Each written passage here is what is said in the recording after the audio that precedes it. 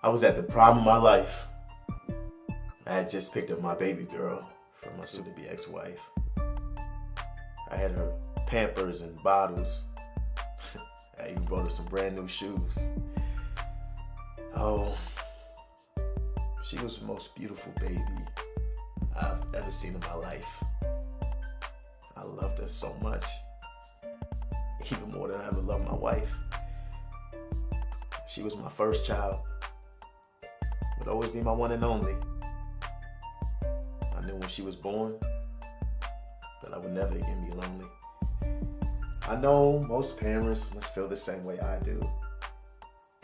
When they look at my baby, they all smile and say the same thing too. What a beautiful baby. And even after our mother and I decided to go our separate ways, I would still pick her up and have her with me practically every day. She had the same dark hair, same grin. She looked just like me. There's no question about it. She was my little mini me baby. She had finally reached the age where she could have her car seat facing forward instead of facing back. She had just grown in her 2 front teeth, and I was already taking her for her first Big Mac. But just as we drove to the first intersection, this car cut right in front of me. And I started cursing and saying all kinds of obscenities, saying all kinds of things that I would not say normally. Next thing you knew, I was tailgating him down the road all the way. And even though he said nothing, he made sure he had the last say. Before you knew it, I had a shotgun aimed right at me. I pressed on the accelerator while speeding off in disbelief. And then I heard this loud boom, or it sounded more like a loud pop. I was just too busy trying to get out of there. I wasn't trying to stop. And I looked in my rearview mirror, barely escaping danger. I had to make absolutely sure that I was getting as far away as possible from this stranger. But I couldn't see out my window because it was now sprayed red. What's the matter with my window? I just could not comprehend. Blood was coming out of her head. She was still holding her Winnie the Pooh. Blood was dripping down her legs and onto her brand new shoes. Please, don't let this be as bad as it seems. God, please, just let this all just be a bad dream. This can't be happening to me. This can't be my little baby. And I'm honest to God, I wish this was happening to someone else's kid and not mine. Man, I know my thoughts were selfish, but those are the thoughts that ran through my mind.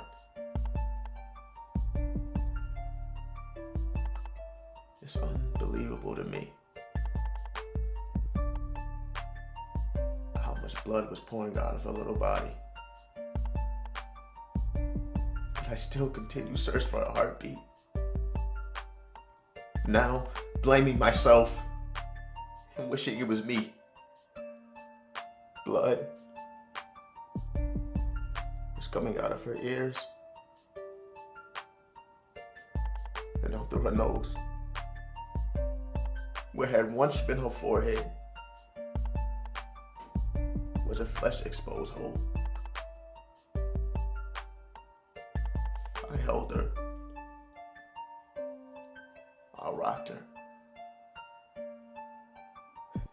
Somehow, I just had to make it right.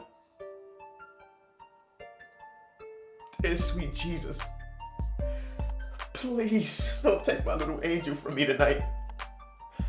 Cars started coming in, one by one. I don't know exactly which one called, but someone dialed 911. She was my first child. Ended up being my only. I thought when she was born that I would never again be lonely.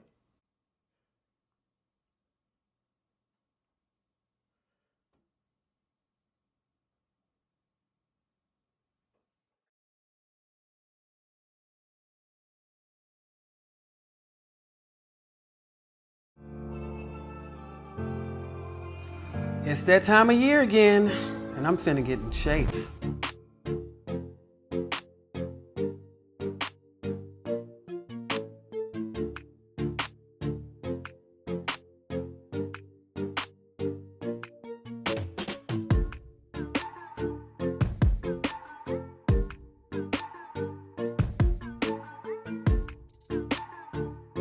And I picked up a little weight.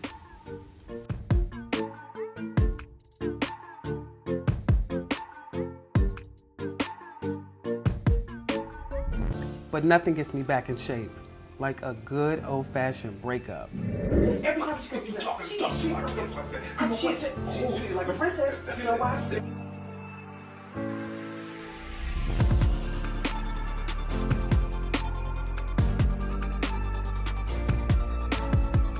Oh, child, please, fix your face. Look away. Shut up.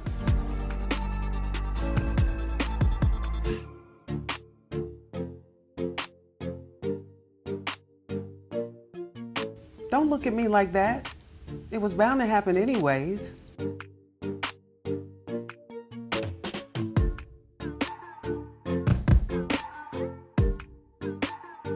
When my cycle starts in 28 days, I'll have my box of tissue on my girl Mary J.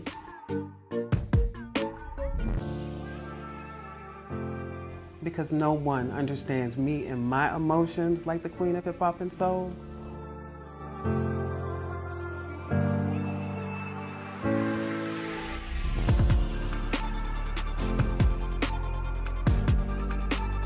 I'll have my girl on repeat. I'm gonna get on my feet with my candles, wine, and scented oil.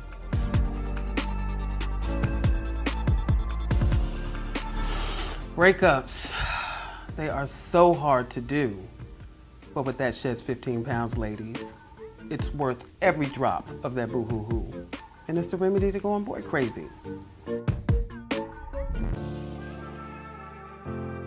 Okay, I'll go to the gym and exercise. But where's the fun in that? It's a whole bunch of people sweating it out, doing squats and jumping jacks. Have you ever seen anyone at the gym smiling or even look like they're having fun? That's all I need to know. Let me hurry up and go before this dude decides to propose.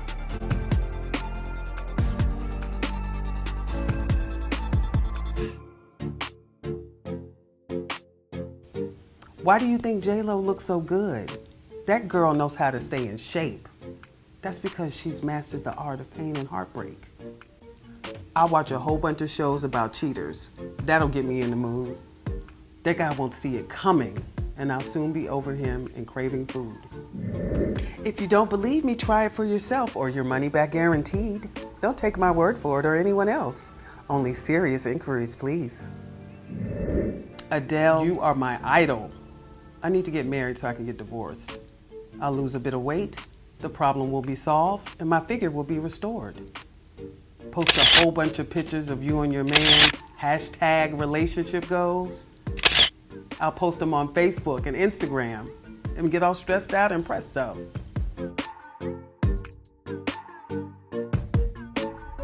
And now you have the perfect figure. For more tips, follow me on Twitter.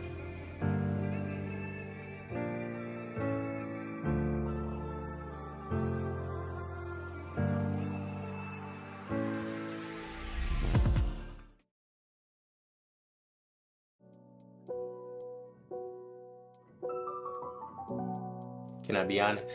Let me just get a sincere 5 minutes of your time. I see you up here looking real sad, like you got something heavy on your mind. Am I lying? Let me guess. He ain't treating you right. You found out he was texting what's her name on. He ain't come home last night. And the excuses he uses are lame. And I know. Us brothers, we tend to act the same. But you see me? I don't gotta pretend. And if you give me the opportunity, I wanna be more than your friend. And I ain't even your boyfriend yet. There's no rush. You ain't gotta decide right now. But the second you decide you want a real man, just say the words. Best believe I'm down. It ain't cheating if he ain't treating you right. You already left mentally. Let me kiss away those tears and give you some of this remedy. It ain't even gotta be physically, but everybody needs somebody who understands them completely. I mean, just remember, as long as you know I'm here for you, and no one needs to know. You say you're paying your bills, but you ain't fulfilled in your soul. I mean, it sounds like he's already checked out too. How much you wanna bet he's already got himself another side? Let's keep it on the positive. What they do ain't got nothing to do with me and you. I'm gonna take all your worries away.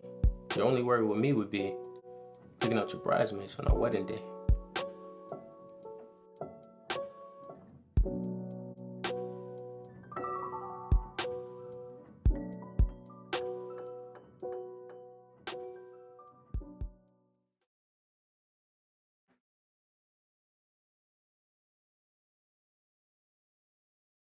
Everybody remembers his or her first. Well, mine was more like a curse. This is our little secret, he say, as he turned out the light. Then start ratting the hell out of me when Ma left for work at night. I guess he thought it was okay since I was almost 14 years old anyway. But it still didn't make it right.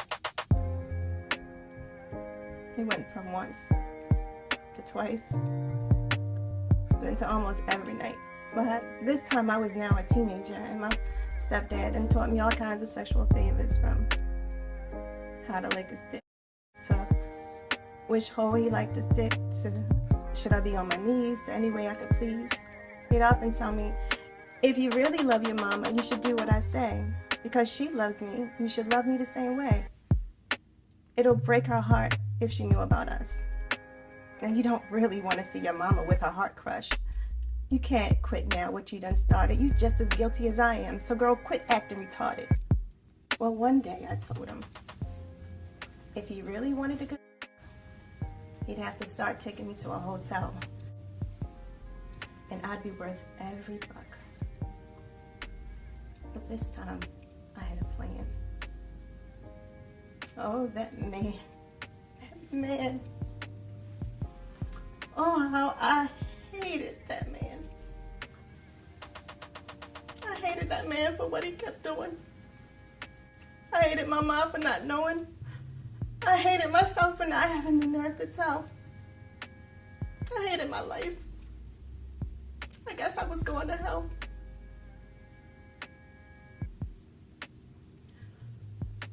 Well, he took me to this hotel.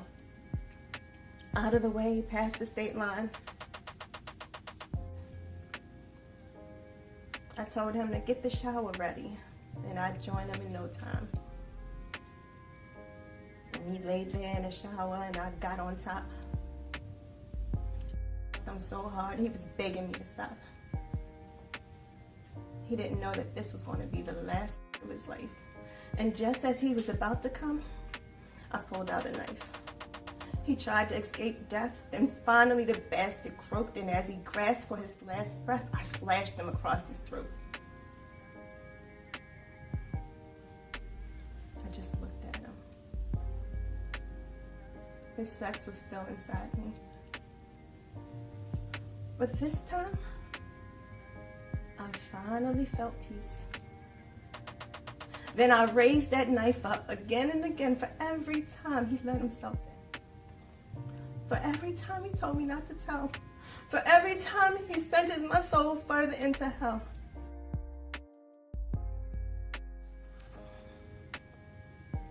For every time he held his hand over my mouth, stopping me from screaming. For every time that my kept me from believing that there was no way out. Well, you're dead now, you bastard. So what you talking about?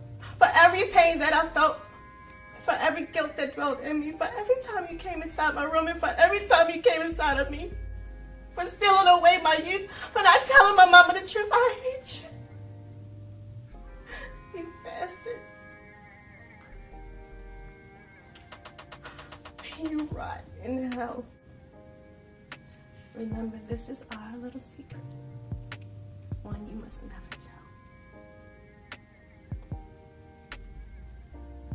I took out all my frustrations. I cleaned myself up. I wiped off my boots. And out the door I went. They didn't find my stepdaddy's body till the next day. 64 pieces on the floor. In the shower, they lay. No leads, no witnesses, was all the police could say.